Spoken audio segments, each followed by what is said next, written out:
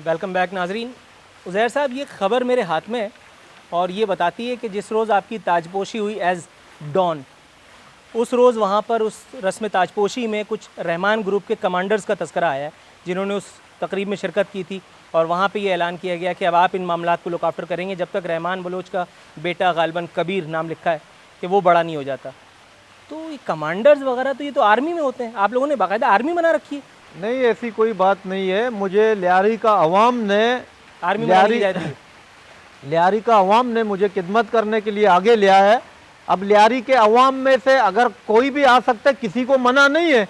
ना हमारे पास कमांडर है ना कुछ है। अब इतने सीधे तो आप भी हमारे कोई पास भी आदमी मजदूर तबके कोई भी आम आदमी आकर के रहमान बलोच की जगह ले लेगा, ऐसा कैसे मुमकिन है? मैंने रहमान का जगह नहीं लिया है। फिर मैं एक सोशल वर्कर शुरू से था। मेरा वालिद साहब का मर्डर हुआ 2003 में, अरशद पप्पू ग्रुप ने किया। मैं उसका चश्मदीद गवाह था। अब वो लोग पकड़े गए, वो वापस आ गए, उनको ना सजा हुई ना कुछ, उल्टा उनको बेल मिल गया। और मैं उस दौरान से लियारी की खिदमत करता था। लियारी के लोगों से, बुजुर्गों से, माओ बहनों से मिलजुल मेरा शौक था उनके साथ उठना बैठना। और मुझे लियारी का अवाम ने आगे लिया है कि हमारे लिए आप जद्दोजहद करो। जो रहमान ने अपना जो है किबला दुरुस्त किया था, हमारे खिदमत करने के लिए आप आ जाओ।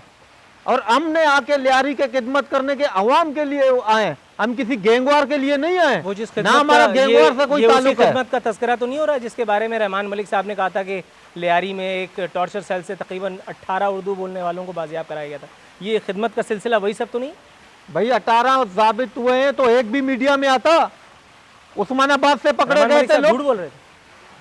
वो तो सब बोलते हैं अपना। सब मतलब पीपल्स पार्टी के जितने लोग सब झूठ बोलते हैं। भाई मैं सबका ये कहने का मकसद है, सब जानते हैं कि रहमान मलिक झूठ बोलता है। रहमान मलिक झूठ बोलता है, वो सब ने कहा है, सिर्फ मैं नहीं कहता हूँ। तो फिर इसका मतलब है कि जरदारी साहब, क्या मतलब है कि समझ में नहीं आ रही है उनको कि क्या मामला चल रहे हैं? उन्होंने एक झूठे को इंटीरियर मिनिस्टर बना दिया आपके कहने के मुताबिक। अब उसको समझो, हो सकता है हमारी मजबूरी होगी। क्या मजबूरी है सर? जीए मुत्तहिदा भाई इधर। सर जीए मुत्तहिदा क्या मतलब है? जीए मुत्तहिदा क्या मतलब है? आप रहमान मलिक के हाथ में अगर आपने सारा इख्तिदार दिया हुआ है प्रैक्टिकली, इस वक्त हमारा पार्टी का नहीं है, तो फिर आपके सदर ने उनको अपने हाथ का यानी कैसे वो मोहरा बना रखा है, ये मुझे बताइए। वो हमारा पार्टी का नहीं है, जीए मुत्तहिदा वालों का है रहमान मलिक। कौन सा कारकुन को उसने आज तक नौकरी दी है? साहब ने पूरी दुनिया को, पूरे सियासी निजाम को तिगनी का नाच नचाया हुआ है। हर सियासतदान को उन्होंने तिगनी का नाच नचाया हुआ है। प्रैक्टिकली इस वक्त एक आम आदमी यही सोचता है। तो फिर सियासत है रहमान ना? मलिक साहब के हाथ में आसिफ अली जरदारी साहब कैसे खेल सकते हैं? वो खेल नहीं सक रहे। वो हमारे बार्गेनिंग पे लिए ना, जो नाराज है उसका टेका है, उसको लोगों को अपने साथ करने के लिए इस बेस पे रखा है हम लोगों ने। तो लोगों को अपने साथ रखने के लिए किसी को भी रख लेंगे, मुझे भी साथ करा दें उनके। आपके अंदर वो क्वालिटी नहीं है, जो क्वालिटी उसके अंदर, अल्लाह ना करे आप रहमान मलिक बन जाए यार। अच्छा तारपीन भाई। अच्छा, डॉक्टर जुल्फ़िकार मिर्ज़ा की हम बात कर रहे थे। जुल्फ़िकार मिर्ज़ा साहब की सरपरस्ती भी हासिल है आपको, पीपल्स पार्टी के भी गाने गा रहे हैं आप। ये दो कश्तियों में सफर करने की कितनी कीमत मिली है? क्योंकि पीपल्स पार्टी तो डिसोन कर रही है। उधर पैसे का बुकिया नहीं है, पैदाइशी देख के आ रहा हूँ सारपिन भाई, पैदा होकर सोने के चमचे से खा रहा हूँ। वो तो बात आज सही है, की लेकिन बात नहीं है। ये हुब्बे अली है। जुल्फ़िकार मिर्जा मुझे पैसा देगा, जुल्फ़िकार मिर्जा के लिए हमारा जान हाजिर है। वो सामने सच्चा बोलते हैं, हमें इस वजह से वो पसंद है। ऐसे और भी मिनिस्टर हैं, किसी एक के पास नहीं जाते हम, उसको पता है लेकिन सर कि ये कटेगा झुकेगा नहीं। लेकिन सर उसी जुल्फ़िकार मिर्ज़ा और उसी हसनैन मिर्ज़ा का एसोसिएशन तो वही पीपल्स पार्टी से, और उसी पीपल्स पार्टी के गाने गा रहे थे। आपने रफ़ीक इंजीनियर की बात की, नबील गबूल की भी तो बात करें ना आप। रफ़ीक इंजीनियर ने अगर किसी बकौल आपने कहा ना कि रफ़ीक इंजीनियर ने अंदरून सिंध से किसी काले को पकड़ करके या किसी गोरे को पकड़ करके ला के एक सीट पे अपॉइंट कराया, पीपल्स पार्टी की क़यादत अंधी है, उसको नज़र नहीं आ रहा? भाई अभी उनको ऊपर लेवल में क्या पता ना, मैं क्यों ये बात करता हूँ, मैं बोलता हूँ ये जरदारी साहब तक पहुंचे ये बातें। तो जरदारी साहब हमारे पास बगैर इंटरव्यू दिए हुए नहीं सुनते आपकी बात। जैसा फैसल आबदी ने हमें कहा कि हमने बोला फैसल भाई यार क्या हो रहा है, फायरिंग कर रहे हैं, शेलिंग कर रहे हैं अवाम के ऊपर। बोला फिर रैली क्यों निकाला है? मैंने बोला लोग बर्सन हो जाएंगे। बोला जिसको पार्टी छोड़ना है छोड़े। तो ये फैसल रजा अब्दी कराची डिवीजन का सदर हमारे ऐसी बात कर रहा है। फट सकता है, झुक नहीं सकता। अगर फैसल रजा अब्दी ने स्ट्रेट अवे ये इंसल्ट आपकी की, जो आप मुझे बता रहे हैं वो तो चेयरमैन आपने नहीं फिर है। वो आपके अंदर का बलोच उस वक्त कहाँ सो रहा था? भाई मेरा बलोच अंदर का जाग रहा है अब भी।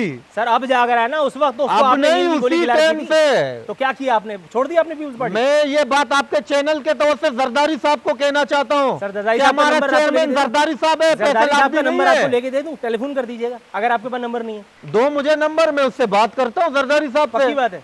पक्की बात है। अच्छा। मैं ये आपके चैनल से जरदारी साहब को ये मैसेज देना चाहता हूँ, खुदा की कसम हम लियारी वालों से, पीपल्स पार्टी से मुखलिस कोई नहीं मिलेगा।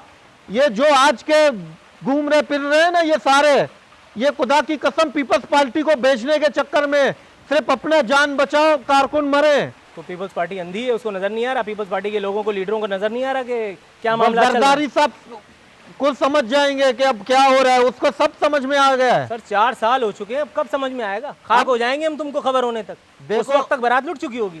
देखो अभी सब जब एक नया कोई चीज आता है उसको देखने के लिए खामोश बन के देखना पड़ता है। अब जरदारी साहब ने अपना रोल अदा किया खामोश बनने का, अब उसमें क्या है, अब जरदारी साहब इंशाल्लाह ये सेनेट के इलेक्शन के बाद आप देखें इंशाल्लाह बहुत बड़ी चेंजिंग आएगी। जैसे किस चेंज की बात कर रहे हैं आप? कारकुनों को हर चीज की सहूलत होगी। 4 साल में क्या किया? 4 साल में कारकुनों की हालत जो आप मुझे बता रहे हैं, और मेरा दिल कोड़ रहा है सुन सुन करके कि कारकुनों को छोड़ दिया गया, कारकुनों की सुनी नहीं गई, फैसल अज़ादी ने ये कर दिया, रफ़ीक इंजीनियर ने ये कर दिया। अब अचानक ख्वाब गफलत से जागे हैं जरदारी साहब? भाई उनको पता नहीं था ना, वो नहीं था? चेयरमैन नहीं थे। हैं? वो चेयरमैन नहीं थे, अब चेयरमैन है। 4 साल हो गए, अब नया तो नया 4 है। साल से चेयरमैन को पता ही नहीं जरदारी है कि क्या साहब हो को रहा है। पहले क्या पता था कौन क्या कर रहा है? सर इतने आपने जरदारी साहब का इतने दोस्त है। नाइल आदमी को आपने मुल्क का सदर बना रखा है। भाई हमने कब कहा नाइल? आप कैसी बात कर नाइल रहे हो? नहीं मैंने कहा, आपने कम सुना, मैंने ला इल्म कहा, जिसको इल्म नहीं होता। देखो जिसको आप पता नहीं होता। आपको पहले इल्म था लियारी में क्या हो रहा है?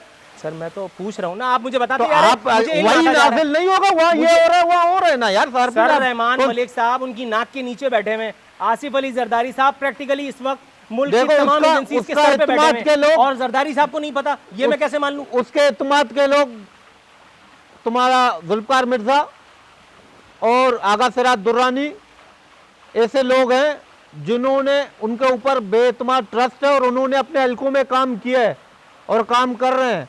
इनके बारे में पता नहीं था जरदारी साहब को, अब आगे बैठे हैं, अब सारा देख लिया उन्होंने कि कौन क्या चीज़ है। अब इंशाल्लाह ताला बहुत बड़ा चेंजिंग आएगा।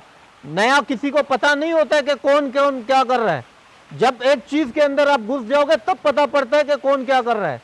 मतलब आपको पता ही नहीं चल रहा था इससे पहले कि क्या हो रहा है? मुझे नहीं, जरदारी साहब को। यार आप मुझे बार बार घुमा के मेरे ऊपर मारते हो, कभी जरदारी साहब के पीछे पड़ जाते हो। आपका क्या दुश्मनी है जरदारी साहब का? ठीक है नाजरीन, ये थे सरदार उज़ैर बलोच साहब। मैं वाकई इनसे मिलकर के बहुत मुतासिर हुआ हूँ, क्योंकि इससे पहले मैंने इतना लाइल्म, इतना मजबूर और इतना सीधा डॉन अपनी ज़िंदगी में नहीं देखा। इसी के साथ नूरुल आरफीन सिद्दीकी को इजाज़त दीजिए। फ़ी अमानिल्लाह।